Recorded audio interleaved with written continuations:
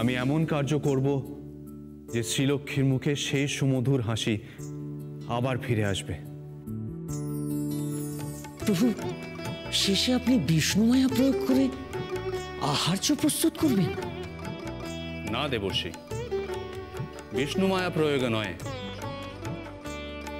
কাল আমি সকলের জন্য রন্ধন করব স্বহস্তে।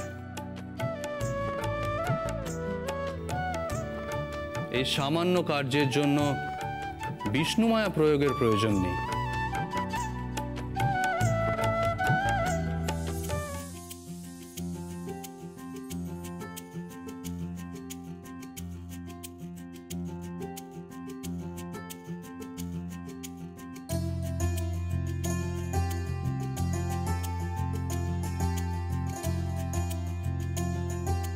প্রণাম শ্রীহরি।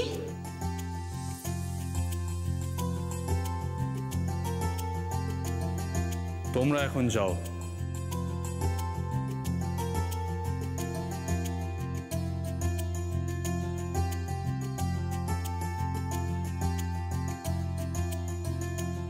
শ্রী, তুমিও যাও।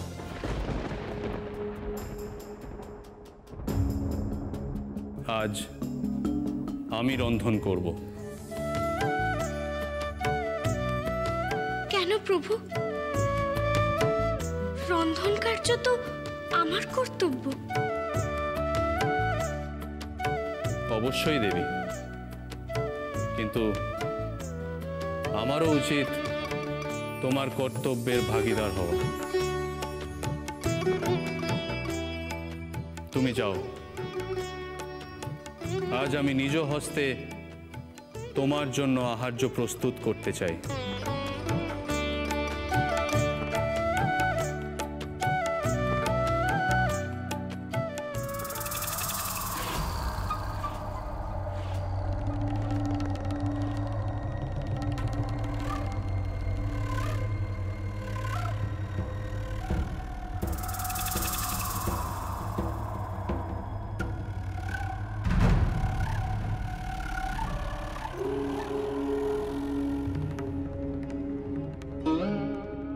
জড়তি,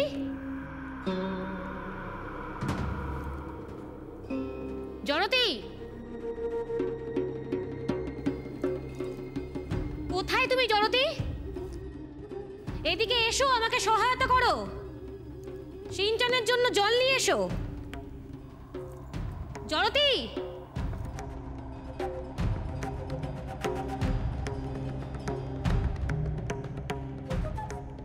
এ কি করছেন দেবী? আপনি নিজ দুর্গে বিষ বৃক্ষরোপণ করছেন?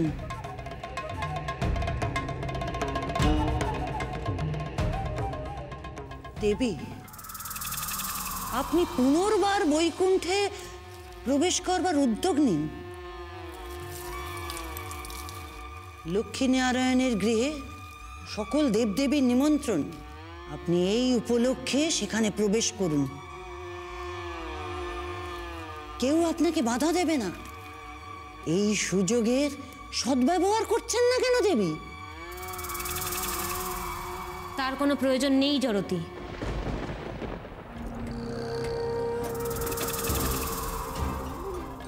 একদিন এই বিষ বৃক্ষ আমাকে আমার অভীষ্ট লক্ষ্যে পৌঁছে দেবে।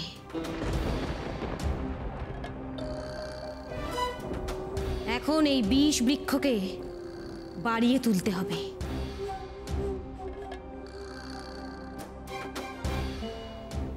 একদিন এই চারা বৃক্ষ পূর্ণাঙ্গ বৃক্ষে পরিণত হবে, আর তাতে বহু পত্র হবে। এসব আপনি কি বলছেন দেবী?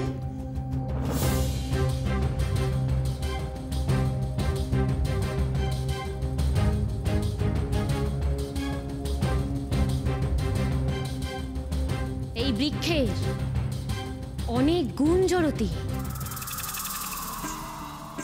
এই বৃক্ষের পত্র যদি কোনো দেব দেবীর কে স্পর্শ করে, তাহলে তার দৈবী শক্তি লুপ্ত হবে। আর আমি চাই এই বৃক্ষ যথেষ্ট বৃদ্ধি পাক। বৈকুণ্ঠে প্রবেশ করা এই মুহূর্তে প্রয়োজনীয় নয় জড়তি।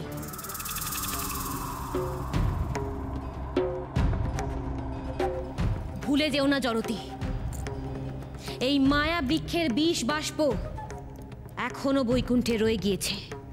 সেই বিষ বাষ্প সঠিক সময়ে তার কার্য করবেই। এখন আমার কার্য হলো এই বৃক্ষচারাকে পূর্ণাঙ্গ রূপ দেওয়া। জয় অলক্ষীর জয়। এ ত্রিভুবন আপনার বশ হবে, এ কেউ রোধ করতে পারবে না। আমি কামনা করি, আমি মনে প্রাণে কামনা করি এই বৃক্ষ দ্রুততার সঙ্গে বেড়ে উঠুক দেবী।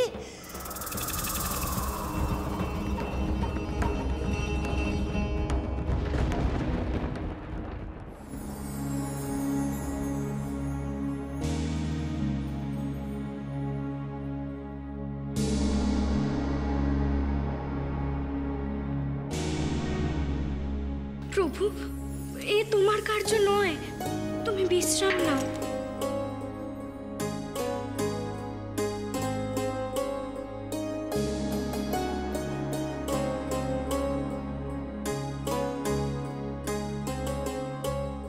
প্রভু, প্রভু,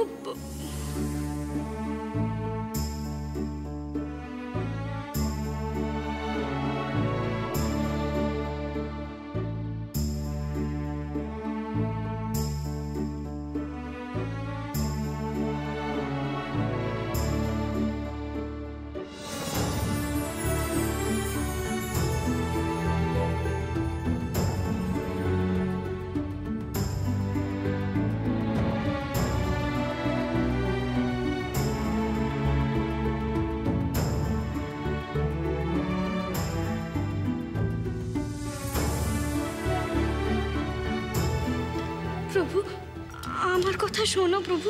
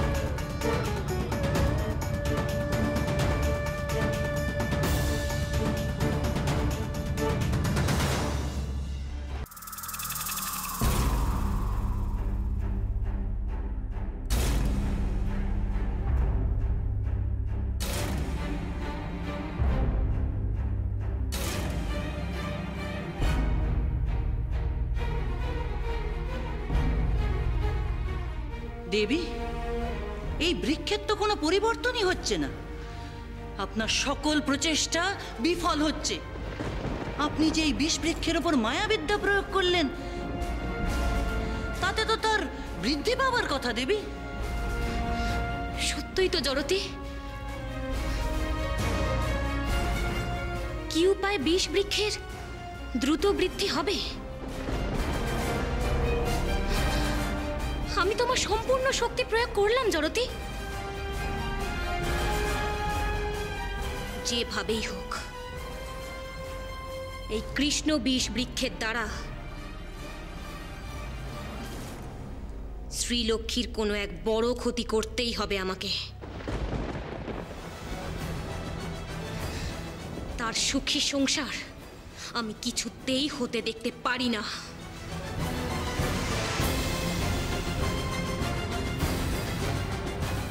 দেবী,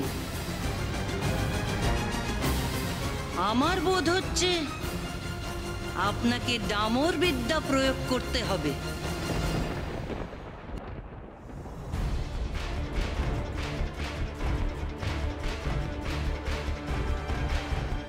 যথার্থ বলেছ জড়তি। আমি ওই ডামর বিদ্যা দ্বারা এই বৃক্ষে স্বর্গের বাড়ি সিঞ্চন করব।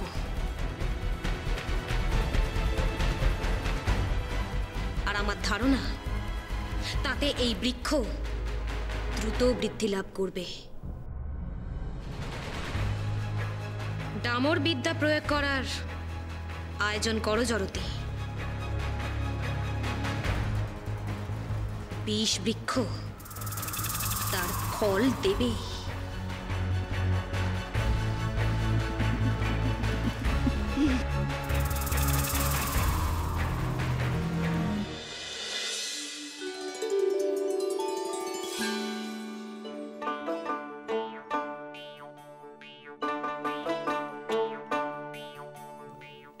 নারায়ণ নারায়ণ।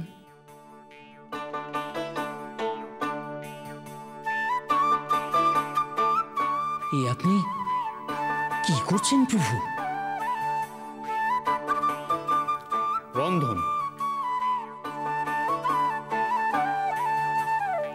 কাল দেবগণ আমার হস্তের রন্ধন গ্রহণ করবেন, তাই আমি আজ একটু অভ্যাস করে নিচ্ছি নারদ।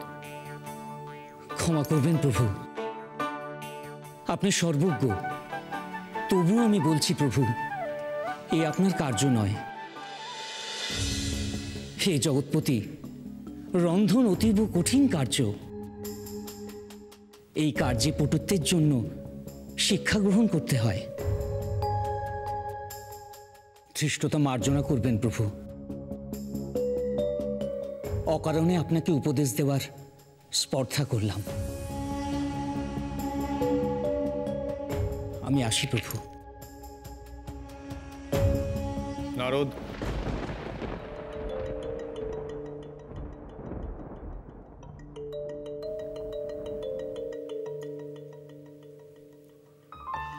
সর্বাপেক্ষা সুস্বাদু রন্ধন কোন লোকে হয় বলতে পারো?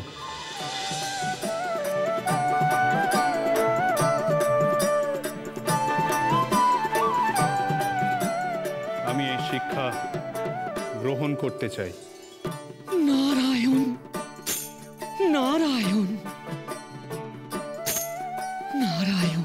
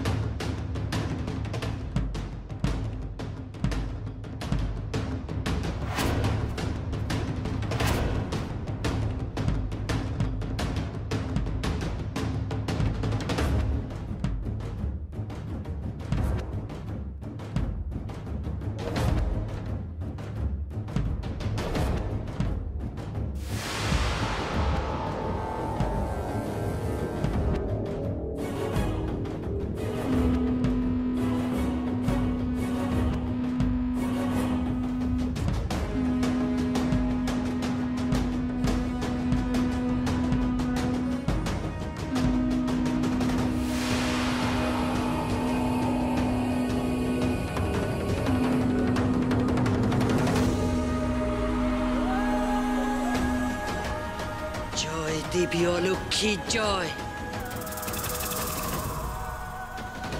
জয় দেবী অলক্ষ্মীর জয়। জয় দেবী অলক্ষ্মীর জয়।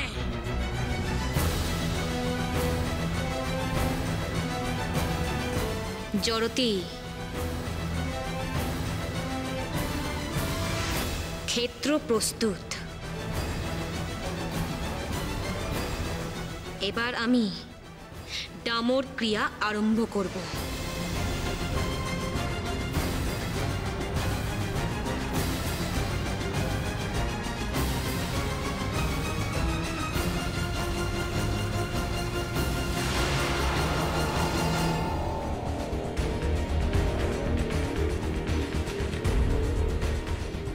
আমি জগতের সকল শক্তিকে আবাহন করছি।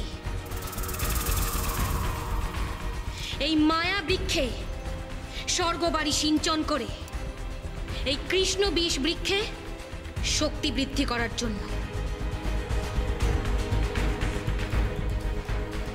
আমি এক বিশেষ বিদ্যা সহযোগে এই বৃক্ষে শক্তি সঞ্চার করে এই বৃক্ষ বর্ধিত করব।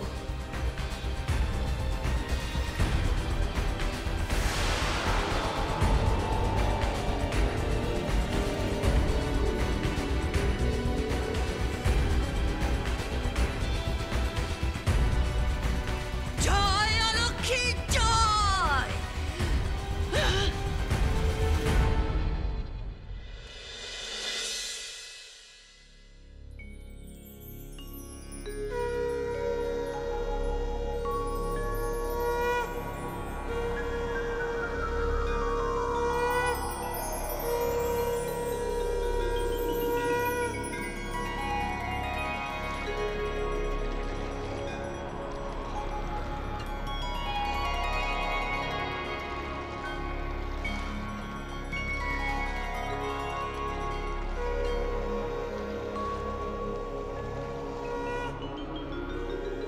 ওহ, অপূর্ব!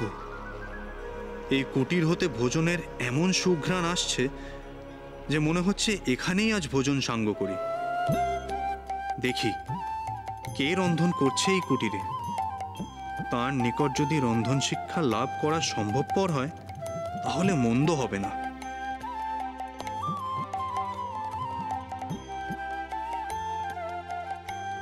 একটু আশ্রয় পাওয়া যাবে?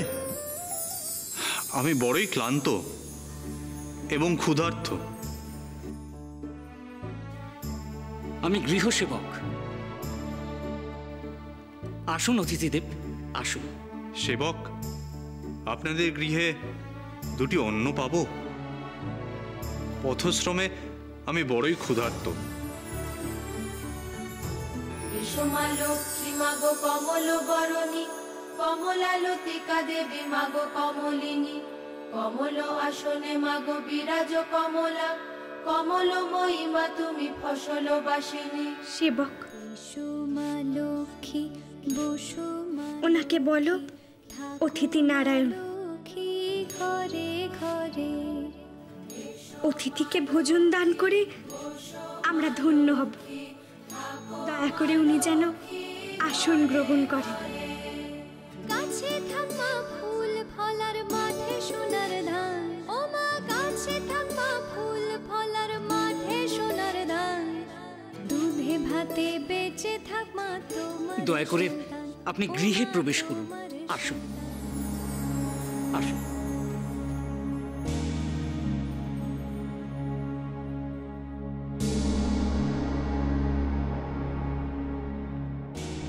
হে দেবতা, আপনি আসন গ্রহণ করুন। আসুন।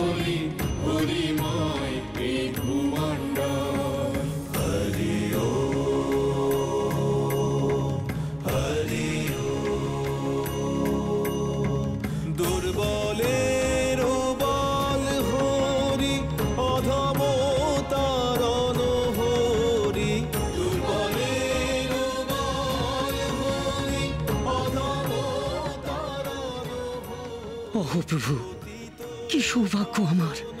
আপনার পাদোদক পান করার সুযোগ পাচ্ছি আজ।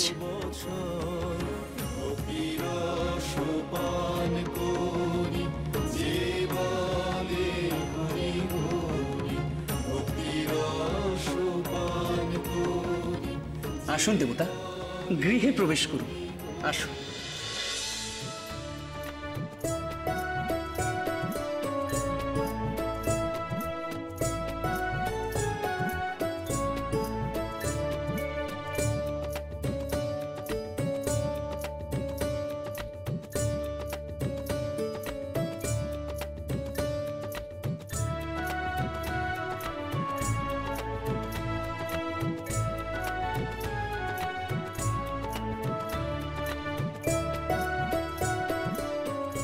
আসন গ্রহণ করুন অতিথিদেব।